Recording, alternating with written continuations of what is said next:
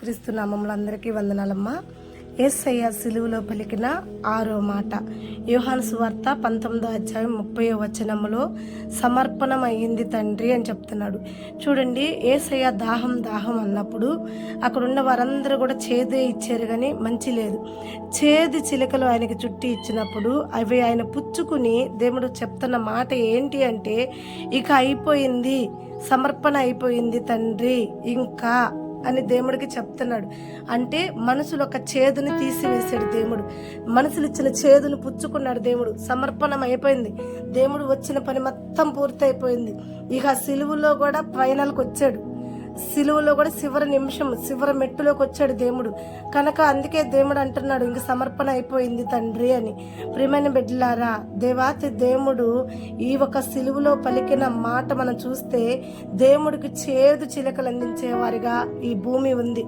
అవును కదా, ఎన్నిసార్లు దేవుడు మీరు ఫలించి భూమిని నింపి అభివృద్ధి చెందండి అని అంటే ప్రతి దినము కూడా దేవుడికి మనం తప్పిపోయి దేవుణ్ణి గాయపరిచి దేవుణ్ణి బాధ పెట్టి ముమ్మారు దేవుడికి చేతి చిలకలు ఇచ్చామే కానీ ఆయనకి అమృతాన్ని మంచినీటిని ఏ రోజు మనం అందించిన వారం కాదు.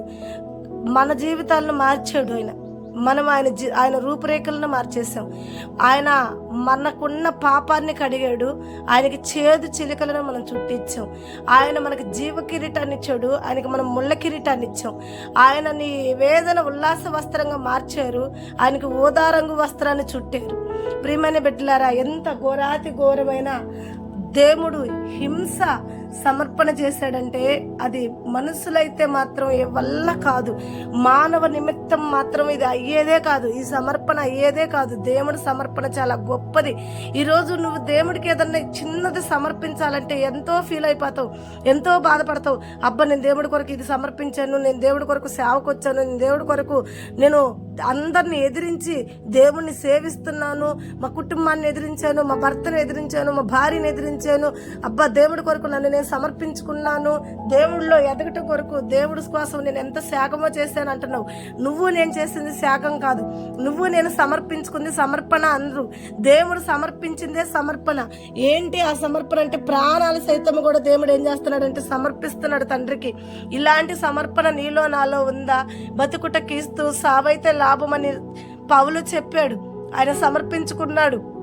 ఆయన దాన్ని దేవుడు ఒక చిత్తానుసారంగా దేవుడు పలికిన 6వ మాటని ఆయన ఫాలో అయ్యాడు. నువ్వు నేను ఫాలో అవుతున్నామా? ఈరోజు మనం బతకాలనే కోరుకుంటాం, మనం జీవించాలనే కోరుకుంటాం. దేవుడి కొరకు ఏ సమర్పణ ఉండదు, ఎవరి కొరకు ఏ సమర్పణ ఉండదు. దేవుడు అంటున్నాడు, ఇది నిజమైన సమర్పణ. ఎలాంటి నిజమైన సమర్పణ అంటే తన ప్రాణాన్ని కొట్టబెట్టే అంత సమర్పణ. ఎంత గొప్ప సమర్పణ దేవుడు మన కొరకు చేశాడో చూడండి ప్రియమైన బిడ్డలారా. ఇలాంటి సమర్పణ మన కాడ కూడా కలిగి ఉండాలి. దేవుడితో సహవాసం కలిగేటప్పుడు, అయ్యా నేను సమర్పణ చేశానయ్యా అని నువ్వు చెప్పుకునేటప్పుడు దానికి నువ్వు దేవుడికి ఇష్టలుగా ఉండాలి. అలా కాకుండా ఏదో దేవుడికి కొంత చేసి దేవుడు నీకు అంతా చేస్తే, దేవుడు నీకు నూరింతలిస్తే, దేవుడికి నువ్వు అందులో ఒక్కొంతి ఇవ్వయి నేను సమర్పణ చేశాను అంటావు, నిన్ను గణపరుచుకుంటావు. అలా కాదు. మనం గణపరుచుకోవాలి అంటే దేవుడు చేసిన సమర్పణ ఎంత గొప్పదో చూడు. అంత గొప్ప సమర్పణ చేశాడు కాబట్టి ఆయన తండ్రి ఎదుట ఆయన గణపరుచుకుంటున్నాడు. ఆయన సిలువలో గర్వంగా ఆ మాట పలుకుతున్నాడు, నేను సమర్పణ చేసుకుంటున్నాను అని. అలాగే ప్రియమైన బిడ్డలారా, ఈ సిలువలో పలికిన 6వ మాట సమర్పణ. మనందరం కూడా సమర్పణ కలిగి ఉండాలి.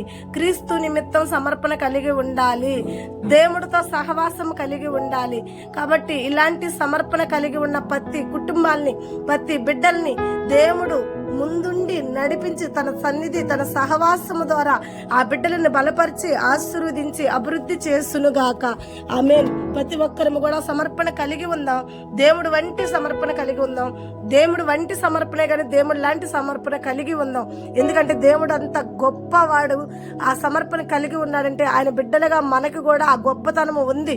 దేవుడు అంటున్నాడు, ఏ విషయంలో మిమ్మల్ని కూడా నేను తక్కువ చేయలా, మీరు నా చిత్తానుసారంగా జీవించిన ఎడల, మీరు నాకు ఇష్టలుగా ఉండిన ఎడల నాకు కలిగిన సమస్తము మీకును కలిగిను అన్న దేవుడు అంటున్నాడు. కాబట్టి దేవుడు మనకి కూడా ఇస్తాడు.